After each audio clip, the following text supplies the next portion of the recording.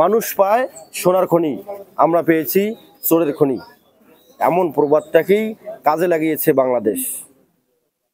স্বাধীনতার 55 বছর পরও যখন চুরি, ছিনতাই, ডাকাতির নিয়ে চিন্তায় থাকে বাংলাদেশের মানুষ, ঠিক এমনই সময় গত 17 বছরে বাংলাদেশ সরকার যখন, তৎকালীন সরকার যখন উন্নয়নের ফেনা তুলত মুখে, ঠিক তখন বাংলাদেশে চুরি, ছিনতাই এবং ডাকাতি নিয়ে নির্ঘুম কাটায় সাধারণ মানুষ। এমন ঘটনা ঘটেছে লালমনিরহাটের হাতীবান্ধা উপজেলার সানিয়াজান ইউনিয়নের ঠ্যাংধারা ক্যাম্পের পাশে কয়েকটি দোকান নিয়ে।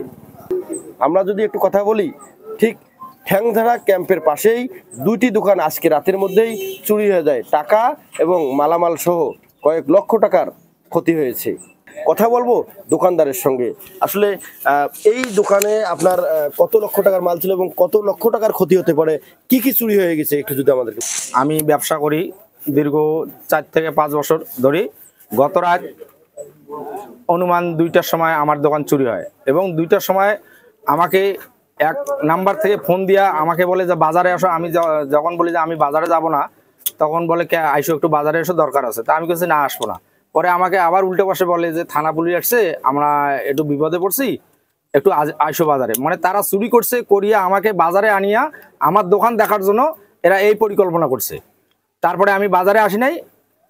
ফজরে যখন মুয়াজ্জিন সাহেব নামাজ পড়তে যায়, তখন দেখে যে দোকানের ঝাপ উমদাং, 2টা দোকানের ঝাপ উমদাং। তারপরে আমাকে বাসা যায় ডাকে নিয়ে আসি। আমি দেখি যে আমার ক্যাশ বাক্সে টাকা এবং সিগারেট, তেলের বোতল, সাবান, জেট সহ আনুমানিক 75 থেকে 80 হাজার টাকা আমার দোকান থেকে চুরি হয়ে গেছে। ফোন কে দিয়েছিল আপনাকে? থানা যাবো কিছুক্ষণের মধ্যে। চিনতে পারছেন? হ্যাঁ চিনতে পারছি। গোপন নাম্বার আমি বলবো না। কিছুক্ষণের মধ্যে আমি থানা যাব, থানা যায় নাম দিয়ে ডায়েরি করবো। কয়জন ফোন দিয়েছিল? ফোন দিয়েছে 2 জন। 5টার সময় মানে মহাজন ডাকছে, মানে দোকানে ঝাপ খোলা। আসি দেখি এরকম হয়েছে। দোকানে টাকা ছিল 30-35 হাজার টাকা, সিগারেট ছিল 1,40,45 হাজার টাকার মতো, আর অনুমানিক 6 বিন তেলের বোতল টোতল মিনিট কাট ছিল। মোটামুটি 2 লাখ টাকার উপর হবে আর কি অনুমানিক। তা গত রাত মানে আমরা বাড়িতে যাওয়ার পর আমরা তো ঘুমাইছিলাম। ফজরে মুয়াজ্জিন যা ডাক দিল যে দোকানের ঝাপ খোলা, এসে দেখি মনে করে যে দোকানের তালা কাটা এবং বেশ কিছু সিগারেট বা আরও কিছু আনুষঙ্গিক জিনিস চুরি হয়ে গেছে, টাকা চুরি হয়ে গেছে, মিনিট কার্ডগুলো চুরি হয়ে গেছে, আনুমানিক প্রায় 2 লক্ষ টাকা প্লাস। তো এই চুরিটা মনে করে যে আসার পর এরকম অবস্থায় দেখলাম। কিন্তু মূল কথা চুরির কারণটা যেটা, সেটা হচ্ছে আমাদের এখানে বিভিন্ন রকম লোকের অনুপ্রবেশ ঘটতেছে। কারণ মাদকদ্রব্য ভারত কাছাকাছি, এখানে মাদকদ্রব্যের প্রাদুর্ভাব বাড়তেছে এবং বিভিন্ন নতুন লোক যাতায়াত করতেছে এবং স্থানীয় লোকগুলো মাদক আসক্ত হইতেছে এবং হয়তোবা তাদের কাছে যখন টাকা না থাকে তখন বিভিন্ন চুরির দিকে তারা হাত বাড়াইতেছে। আর যদি আমাদের এই চুরিটা বন্ধ করতে যায়, অবশ্যই আমাদের শক্ত হাতে স্থানীয় লোক এবং প্রশাসন আমাদেরকে পদক্ষেপ নেওয়া লাগবে। আর যদি আমরা এই পদক্ষেপ নিতে পারি, তাহলে ইনশাল্লাহ হয়তোবা আমাদের সামনের দিয়ে আমরা এগুলো মুক্ত করতে পারবো ইনশাল্লাহ। প্রশাসনের প্রতি কঠোর হস্তে দমন, যেটা আর কি মনে করো যে আইনগুলো শুধু থাকিলে হবে না, আইনগুলো প্রয়োগ করা লাগবে। যদি কঠোর হস্তে আমরা এই আইনগুলো প্রশাসন পদক্ষেপ নিতে পারে এবং আইনগুলো প্রয়োগ করতে পারে, তাহলে আমাদের যেটা আর কি আমাদের বিশ্বাস যে আল্লাহর রহমতে এগুলো দূর হবে। আমি একটু কথা বলবো স্থানীয় একজনের সঙ্গে, যদি একটু কথা বলি আপনার সঙ্গে।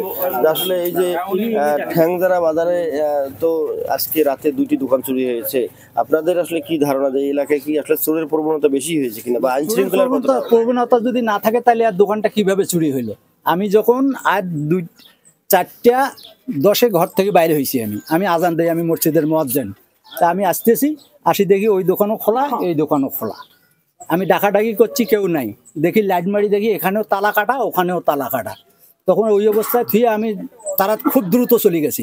যা আমি এদেরকেও ডাকি তুলছি যে বাবা তোমার দোকান কেন খোলা, দোকান কি চুরি হয়ে গেছে মনে হয়। তারপর জাহাঙ্গীরকেও ডাকছি, ওকে যা বলছি, ও আসিয়া এরা 2 জনে আসছে। তখন আমি এখানে আজান দিয়ে নামাজ পড়ি, তারপর আমি এখানে আসছি।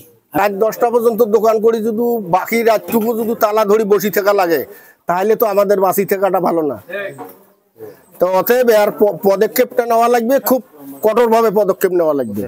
এই এলাকায় মনে করো জুয়া চলে, এটা চলে, ওটা চলে, বহুত কিছু চলতেছে, এগুলো মাদক চলতেছে, এগুলো সবগুলোকে বন্ধ করাইতে হবে। হচ্ছে যে এইখানে এই এলাকায় মাদকের কারবার বেশি চলতেছে, এই জন্য অনেক লোক এখানে আসা যাওয়া করে। টাকা পয়সা না থাকলে তখন দোকান চুরি করে। কিছুদিন আগে একটা গরু চুরি হয়ে গেছে, এখন মনে করেন যে মর্ডার চুরি হয়ে গেছে, আমার চাচারে মর্ডার চুরি করে নিয়ে গেছে, আবার ইন্ডিয়া হামলা করতেছে। মনে করেন যে এই তালাটা কাটছে ইন্ডিয়ার, মনে করেন যে ইয়া দিয়া তার কাটার ইয়ে দিয়ে কাটছে, তার কাটা কাটে যে কাটা যেটা দিয়ে ওইটা দিয়ে কাটছে, কাটি মনে করেন যে এই জিনিসগুলো চুরি হচ্ছে। এটা বন্ধ, এই চুরি বন্ধ করার জন্য কি আইনের আওতায় কি করতে পারে? পুলিশের কাছে আমরা সাহায্য চাচ্ছি যে এই এলাকায় যাতে মাদকের ব্যবসাটা কম হয় এবং অন্য লোক যাতে এই এলাকায় ঢোকার নিষেধ টাকা জারি করে, এই জন্য আমরা আইনের কাছে। যদি বলি আপনাদেরকে যে স্থানীয়রা যেটা বলছেন যে এই যে ভারতের সঙ্গে চোরা কারবারিরা যে অস্ত্র ব্যবহার করে সেই অস্ত্রই মূলত চুরির কাজে ব্যবহার করা হয়েছে। পাশাপাশি যদি আরেকটি বলি যে মাদক যদি বন্ধ করা যায় এলাকায় এবং বাইরের মানুষের যদি প্রবেশ বন্ধ করা যায়, অপরিচিত মানুষকে যদি প্রবেশ বন্ধ করা যায় এই এলাকায়, তাহলে এই চুরির প্রবণতাটা বন্ধ হবে বলে মনে করেন স্থানীয়রা।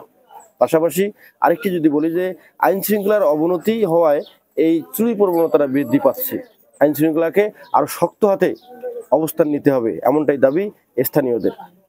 M A Rahim, news channel 24, Lalmonirhat.